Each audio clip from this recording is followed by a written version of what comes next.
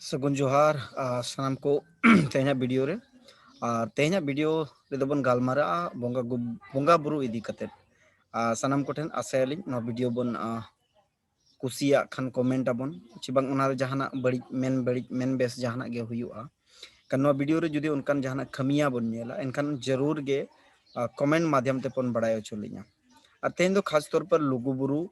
चिबांग aba जाहेर बोंगा को इदी कते बन गालमारावा चिबांग aba भांडान रे बापला रे जहाँ को बोंगा बुरु हुयुआ नवा को इदी कते बन गालमारावा और गालमाराव ना दो सिंपल नवा गे कना चेदा कि आपे दो बइन लay आपे ना कि नोंका बन बोंगा चे उनका बन मेखे मिटी तरीका नोኝ मेना जहाँ रेनंग जहाँ जिनिस कना ओना रेनंग व्यवहार दो ओंडे गे हुयुग मा जब तक ओंडे बाबन व्यवहारा तब तक ओना नंग सही निचोड़ बांग हुयुआ नितो का डेट रे अडिगान होड़ यूट्यूब रे मेना को फेसबुक रे मेना को इंस्टाग्राम मेना को सोशल मीडिया रे पेरेज चाबा उतरा कना को मेनखान जेते होड़ अलग अलग टॉपिक इदी कते को कमी कना और अब हो उनका के अलग अलग टॉपिक रे यूट्यूब फेसबुक रे मा बन कमी कन गया ओना साथ साथ रे वास्तविक रे मझी आड़म को सा परगना बाबा को सा दुड़ुब मिट कते आचार मिट बिचेर कते सावता समाज लहा चिबांग नापायोआ चे लेकते बेस डहार ते इदिर नांग बन चेष्टाया आ नितो हबि मोटामोटी जहां तिनंग बन कमी अगुवाका नवा कमी को अड़ी सक्सेसफुल तरीका ते बन कमी का जहां ग्राम सभा सशक्तिकरण इदी कते हुयु ग्राम सभा जहां दाड़े इदी कते हुयु नवा इदी कते जहां तिनंग बन कमी का नितो हबि ते अड़ी पॉजिटिवली ओना नंग जहां गे लाभ बन मेन ओना बन ᱧᱟᱢ ᱟᱠᱟᱜᱼᱟ आसायलिंग आरो कोड़ा गिद्रे को जहां को कमी को चेदो सने पे उनको को पे जोगाजा लुगु बुरु रे इदी कते अड़ी गान एपेरेंडे हुयु कना तह तला रे आ मिटी वीडियो अड़ी 2015-16 करे पले अलिया मिटी यूट्यूब रे वीडियो दड़ बड़ाया अदो ओना वीडियो रे नोंका धराना अलिन लay लदा ब्राह्मणवाद जाबन मेता कना हिंदू करण कोन बांचा लगी ते ओना वीडियो दो बनाव लना मेगा ओना नंग होड़ गलत उद्देश्य हो को मेने अड़ी गान होड़ को मेन के जेमा सुकुमार सोरेन चेदा एमेना हांडी बोंगा नोवा इदी कते हांडी कोना ओना आर्गुमेंट हुयुक कना अड़ी गान होड़ा ओना कुकली ताया अदो उयहर के बांग चलो लुगु बुरु बोंगा बुरु इदी कते तेहनी गालमारा चिबांग आरो गे जहां तिनंग जाहेर गाड़ को बेरेड अका नवा करे मझी बाबा को नायके बाबा को होते ते गावला को होते ते ओंडे को उमर पेरेजेत को बोंगा बुरु को ओना को इदी कते हल्का पुल्का बन गालमारा तेन दो लुगु बाबा लुगु आयो दो अबोरिन संतार समाज चिबांग खेरवाड़ बंशोरिन मिट हाड़ाम हपड़ाम लेकाते बोंगा बुरु लेकाते सखी सभा कते बन मनाव अकत किना समाज उनकिन दियते नवा धाप रे नाय आर नापाय ते नो नितो हबि मेना अदो नोडे नितो का डेट रे अड़ी जोर बन नेलेआ फल पकोड़ से बखान जहाना नारियल को केला को अगरबत्ती को धूप धुणा को चे उनकाना जिनिस बन व्यवहारेआ जहां पले अब दो बांग व्यवहार दरकार कना और नवा को व्यवहार कारण ते के नवा बोंगा बुरु जिनिस हो व्यवसायीकरण रे अणगोन कना कन अब दो हमेशा के बोंगा बुरु दो उनकाना बन बोंगा बुरु का जहां बोंगा बुरु को बेनावा का उनकाना के बोंगा बुरु को अन दो व्यवसाय हिसाब ते तो बाबन बोंगा बुरु या कि हापे अगरबत्ती बेनावा ओडिन व्यवसाया चे नरियलिन अखरिnya नोडिन व्यवसाय उनका लगी दो बाबन बोंगा बुरु का ओना खातिर ते अडी गान ओंडेरिन जहां तिनंग पिया समिति मेना को चबंग पिया बोंगा बुरु मनाओ ओना कमी होरा रे ako कुरुमुटु का लुगु बुरु धर्मगाड़ समिति लुगु बुरु पुनई थान चेतान रे कमेटी लुगु बुरु सुरक्षा समिति नुकु जहां पिया कमेटी मेना को पिया कमेटी सा हो 2015-16 आसपास रे सेन कतेन गलमरा हुई कना कि बाबदन नोडे चेदा हिंदू करणो कना नो आपे बय बयते चाबाय पे आर बखन हिजु कन दिन आबो अड़ी दैनीय स्थिति बन पड़ा अब बन मेन लिया सरना धर्म और सरना धर्म जहाँ बोंगा बुरु कना सरना धर्म जहाँ विधि विधान कना सरना धर्म रेनंग जहाँ हाड़ाम हपड़ाम को लय चल अरिचली मेना नोआ को गे अब दो मनाव बताव मा नोआ छाड़ा कते इटागा को दो आलो मनाव बताव मा नोंकाते ओंडे कथा हो दोहो हुई लना लय हो हुई लना ओना इदी कते गे तालारे लुगु बुरु 2014-15 के आसपास उनकाली उयहरेआ एडी वीडियो लिंग आड़ा लदा था ओंडे कोन कि जुदी हिंदू करन अब रुखो सेनायत बोना एनखान आबोरिन जहां हाड़ाम हपड़ाम को व्यवहार अगुआ सेदाय खन ओनका व्यवहार मा जहां लका हंडी को बोंगाय मा चेदा कि नोआ नारियल को केला को फल पकोड़ नोआ दो आबो दो व्यवहार जिनिस दो बांग कना और नोआ दो बुरु बोंगा को चे हाड़ाम हपड़ाम को हो नोआ को दो बाबन एमा को अडिगान होन उनका गे अडिगान जाहेर गाड़ को नवा गे को बेरेड अका नुकु को हो नारियल केला डंगरी तोवा गई तोवा जहां बन मेता गई तोवा ताबेन को नोआ को बोंगाया नोआ को मेतात को कि नोआ को दो बाको बोंगाया अब समाज रे दो अब निर्डर जिनिस जहां माने छुआत आलो छुआत को मा उनकाना बन बोंगा बुरुया अदो नोंकाते जदि लघु बुरु रे जहाय को बोंगा बन चला उनको कोठेन अलिया निहोर तायना अब तो जस्ती उन्हें दो हड़ाम हपड़ाम कना किन तबन आबो जदि उनकिन सही तेबन मनाव बताओ किना एनखान दो उनकिन हो अबो इन सखी सभा बना kan उनकिन हड़ाम हपड़ाम दो चेत दरकार कना सेदाय खन गे आबो बन हाबड़ाया हड़ाम हपड़ाम को ओना दो बन बड़ाय सुनुम सिंदूर और दोक्ता पोटली को जहाना उनका गे हड़ाम बुढ़ी को दो नोंकाना जिनिस को व्यवहार ताहेन अदो जुदी बन चला सुनुम सिंदूर दो बहा लेकान रूप कना और नोआ जहां दोक्ता को पुंगी को नोआ को दो फल पकड़ लेकाना जिनिस कान गया और नोआ को बन इदी कतेत बन व्यवहार मा नारियल को चे केला को दो आलो व्यवहार मा नारियल को केला को व्यवहार कारण तेगे अडिगान ओडे व्यवसायीकरण हिजुक कना और व्यवसायीकरण जहां रे गे बोलोना ओडे गे हिंदूकरण हिजुआ तेज राजरापा रे नोंकाते ओना खातिर गे बन एड़े ओचोयना ओना व्यवसायीकरण तेगे चेदा कि आबो व्यवसायीकरण रे बाबन दाड़े कना ओना खातिर ते आबो वा जहां लेग भाग रे मेना हड़ाम हपड़ाम को जहां बन सुनुम सिंदूर बन अड़गोवा कोआ और बाहा माला बन अड़ावा कोआ चे बांग बाहा माला मीन्स दो जहां सिंदूर कना ठीक है दोक्ता को पुंगी दोक्ता को जहां बन एमा को नोआ को बन ई कोआ और ओना जहां कना भगवा और डेंगा कतेत गी को चला तहन मेना को नोआ को जिनिस सादा सिमटे गे ओंडा जहां व्यवहार कना ओना को कराव मा दूसरे कथा एटा होड़ दो अबो बुझो लगी चे ललई लगी दो बा हिजुआ ना दो अबो समाज नंग कना अबो सावता रे नंग कना नोआ को व्यवहार मा ताकि ओंडे एटा होड़ व्यवसायीकरण रे आलो को बोलन मा और बखान बई बई ते एटा होड़ ओंडे व्यवसायीकरण रे को बोलना और तेहिं जहां लेका कब्जा हका को दिकू को राजरापा उनका गे गपा दिन हो लुगु बुरु को कब्जाया ओना खातिर ते ओना खन बंचा लगी को दो नोआ कना हांडी हांडी बोंगा रे हो किचुगान होड़ा नो आपत्ति तहे कि सुकुमार सोरेन हांडी बोंगा चेत कोय अलिंग मेना हांडी बोंगा दो माने परिस हिसाब जहां लेका सोरेन रिन हड़ाम को दो सोरेन को गे को एमा को मर्डी रिन हड़ाम को दो मर्डी को गे को एमा को हसदा रिन हड़ाम को दो हसदा रिन को एमा को जेते होड़ हो हांडी दो बाबन बोंगा दा ओनाते नायके बाबा तकिन गे ओना जहां हांडी कना ओना को दोकिन बोंगाया और रहा सवाल तोवा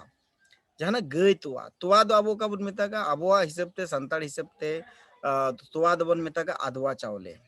होलोंग जहां बन होलोंग या नोआ हो तोवा गे चेदा कि तोवा खनगे चावले आ ओना खातिर गे आदवा चावले बन रिदा और ओना गे बन आदवा चावले गे होलोंग रेना होय माने तोवा रेना होय कमिया ठीक है निरड़े दा हो बन बोंगा बुरुई गे आबो दो kan nongka te nongkana जिनिस बोंगा बुरु रे आणगो दरकार जाकि छत्तीक ओनारे बिजनेस को आलो को दाड़िया और नोआ को दो जुदी पे चला कना बोंगा बुरु लगे इनका निजे तेगे नोआ को दो व्यवहार पे ताकि इटा होड़ दो बाको व्यवहारा इटा होड़ दो लइयो बाको लइया उनको दो को जहां लेकाते व्यवसाय चला उनकाना जिनिस गे बढ़ावा को एमा ओना खातिर ते आबो निजे तेगे आबो बोंगा बुरु ना सपाप दो ओड़ा रे खन गे नोआ को दो सपाप को दो इदीमा बाको मेना पुटड़ी काते आदवा चावले हो इदीमा रेड सिंदूर इदीमा सुनुम जहां गे मेना नोआ को इदीमा और नोंकाते आबो बोंगा बुरु ओंडे बन नाड़का को मा और मानत माबन आबो जहां लेका जाहिर रे नायके गे बोंगायाय और जेते होड़ को गोड निहोरोआ उनका गे लुगु बुरु रे जेते होड़ दो ओना पहुड़पति इदिर नंग दरकार बनोनी जेते होड़ दो नारियल केला नोआ को इदिर नंग दरकार बनोनी आबो दो नायके बाबाय बोंगा के आबो दो बहक बन तिरुबोआ कोय आबन निहोर आबन आबोरी बोंगा बुरु दो आबो दो बाको मेने के पैसा टाका खर्चाय पे नायके बाबाय बोंगा के नायके बाबा बोंगा परे दो आम निर्डे सपा फुरचे कते आम गोडो में निहोरो में नोआ कना अब माने बोंगा बुरु रेना होर डहार दो अब दो प्रत्येक होर दो पहुड़पति दो बाबो इदी को अब दो अतु रे आचार मिट विचार मिट कते बन बड़ाय गया हे जहां करे अडी कम गया को होड़ एंगान ओंडे दो ओड़ा पिछि पहुड़पति को इदी को चदा कि पहुड़ ते हो पुरो हुयुआ जाहिर बोंगा रे एंगान लुगु बुरु रे दो नोआ जिनिस बांग हुयु दरकारो कना ओंडे दो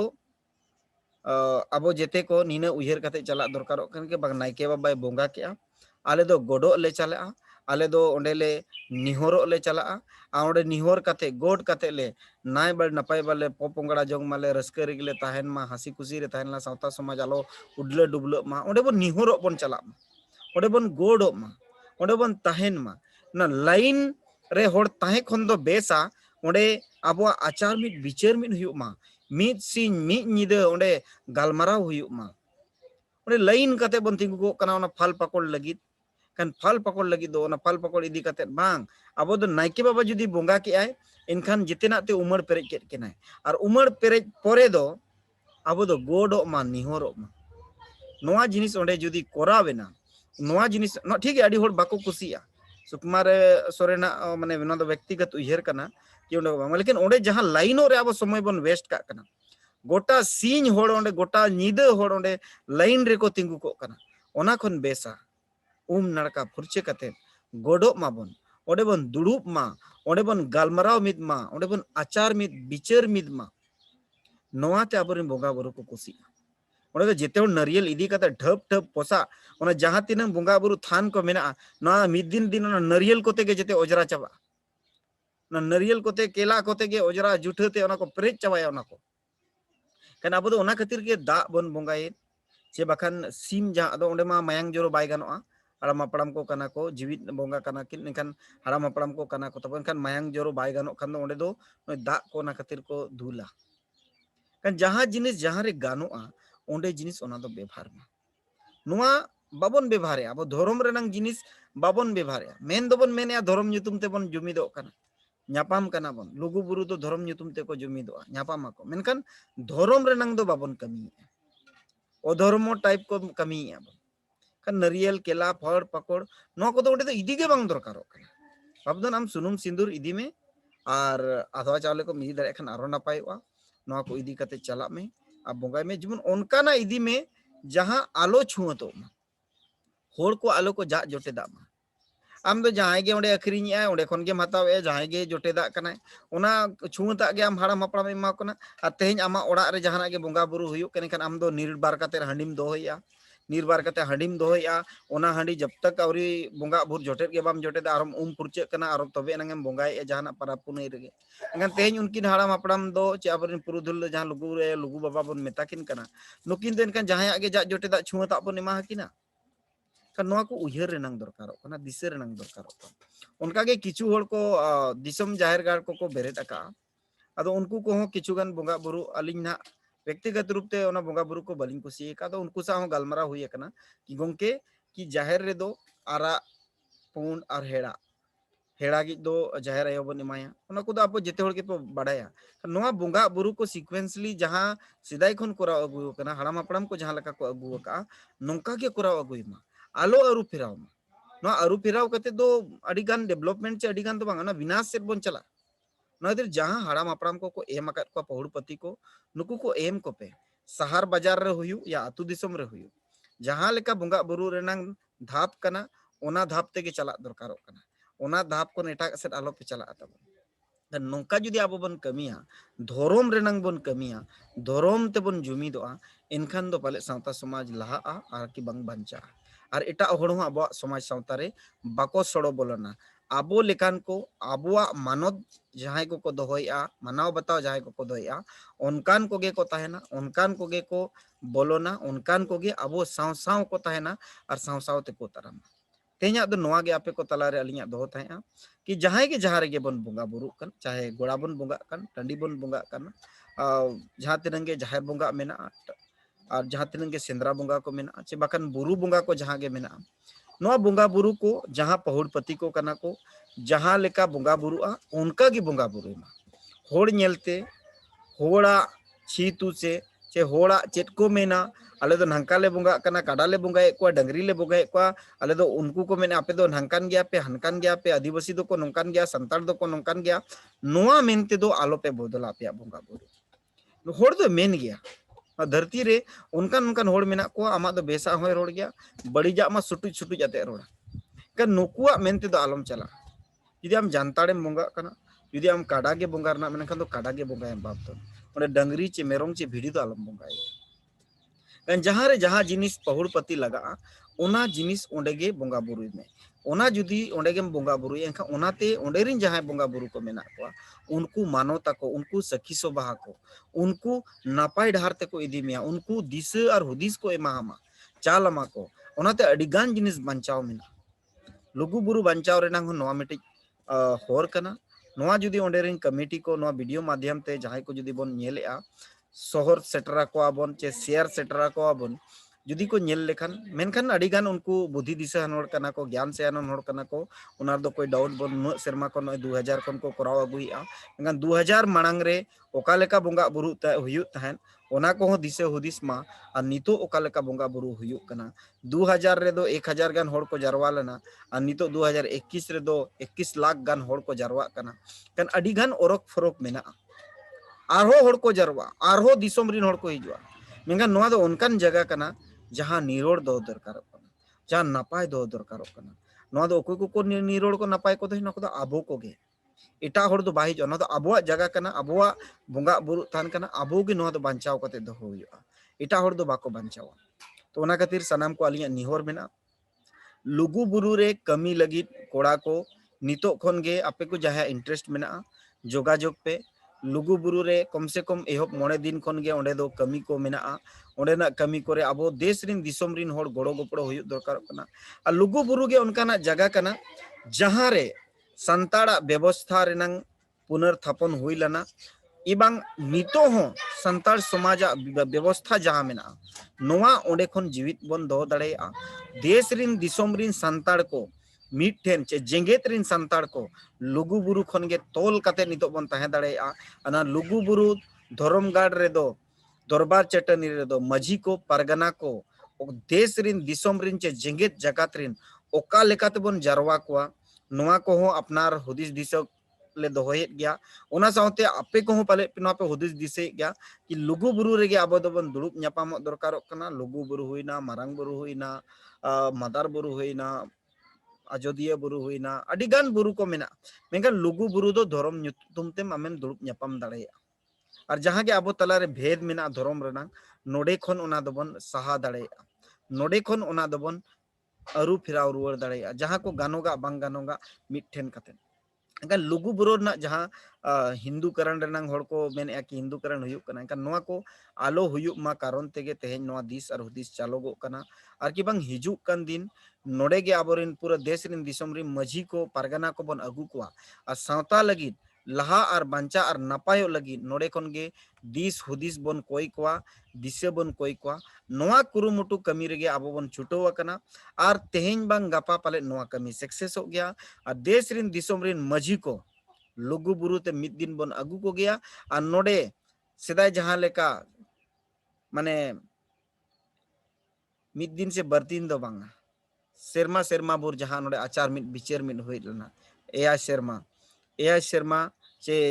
एआई महित जहाँ के चे गिलबार शर्मा न जहाँ तिनंग गे आचार मिद बिचेर मिद हुई लना नोआ दोहरा ते नोडे बन आचार मिद बिचेर मिद ओचो को आबोर मजी को परगना को और सावता समाज जहाँ गे हिरिज पसीर कन चे सावता समाज रे हड़ा बुचे जहाँ के बोलो कन चे सावता समाज रे जहाँ के उनका ना जिनी बांगानोगा जिनिस को बोलोवा कना नोआ को बन नपाया नोआ को बन बेसा नोआ कमी रे कोड़ा को पूरा जेंगेत जगत रिन कोड़ा को छुटो रे मेना को और आसायलिन जहाँ गे अब आयुरते अब कोड़ा को आयुरते सनम को आयुरते नोआ कमी हुयुक कना नोआ को अड़ी सरहाव रनंग कथा कना निजेर अतुरिन मजी बाबा को परगना बाबा को देश रिन दिसोम रिन बन केटेजेट को नोआ अड़ी लगतियन कमी कना जहाँ को गे नोआ कमी रे को छुटो वकना उनको सनाम को गे आलिन पास्टा से कन हुलसई जोहार आ सरहाव लिन चाला को मा तबे तेहना नोआ वीडियो दो नोडे के बन मुचादेआ और हाँ उयहर मा बोंगा बुरु जिनिस ते आमा उपरुम मेना कन बोंगा बुरु जिनिस दो आलम बदला ओना लगित आमा जहाँ के लड़ाई हुयु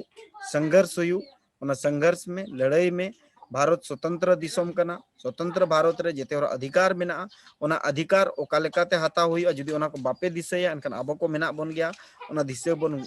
मिटन दुलुब मिट कते बन आचार मिट बिचेरा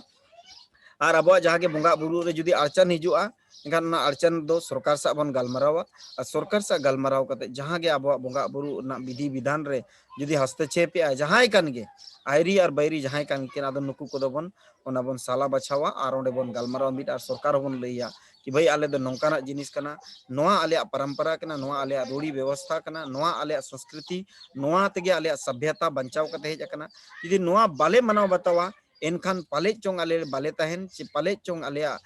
मणि मेटा से जहाना गे ना उनका जिनिस हुयुआ ओना खातिर आम ठेन ले निहोरो कना कि आमा जहाँ गे संविधानिक कानून रे आले हक अइदरी मेना ओना के तहत गे आम नोआ बोंगा बुरु ना आले अधिकार में एमा लिया ओना स्वतंत्र भारत रे आले आसाया देश रे दिसोम रे जानम हड़ को अधिकार मेना मानवा को बोंगा बुरु ना अधिकार मेना आदिवासी संतार समाज से आदिवासी को बोंगा बुरु जहाँ को मेना ओना दिएते आमे एमा हलेया और नोआ आम ठेन आले निहोर ताहेना जुदी जहाँ तीस बांगे एमा बना का लगी दो अडिगान रास्ता मेना सुप्रीम कोर्ट मेना हाई कोर्ट मेना डिस्ट्रिक्ट कोर्ट मेना बै बै ते आम थाना पुलिस टेन कोन अडिगान उनकाना जिनिस मेना कोनो अचानक दो मारपीट चे दाल तपाल गोपज दो बांग हुयुआ गन्नवा दो आमा जिनिस कना आमगे बांचा हुयुआ नितो खन बेरेट में कमी छुटा में कुरुमुटु दोहय में मिद दिन बा मिद दिन सक्सेस एम नाम गया मा तबे निया को मेन कते गे तेहना वीडियो दो नेडे गे बन केचेदिया मा नो वीडियो नेल लगित अडी अडी सरहाव नो वीडियो शेयर लगित अडी अडी सरहाव लाइक लगित अडी अडी सरहाव गुणमान कथा को कमेंट माध्यम ते बड़ाय चो लगित अडी अडी सरहाव मा तबे सनाम को दोहराते सगुन जोहार।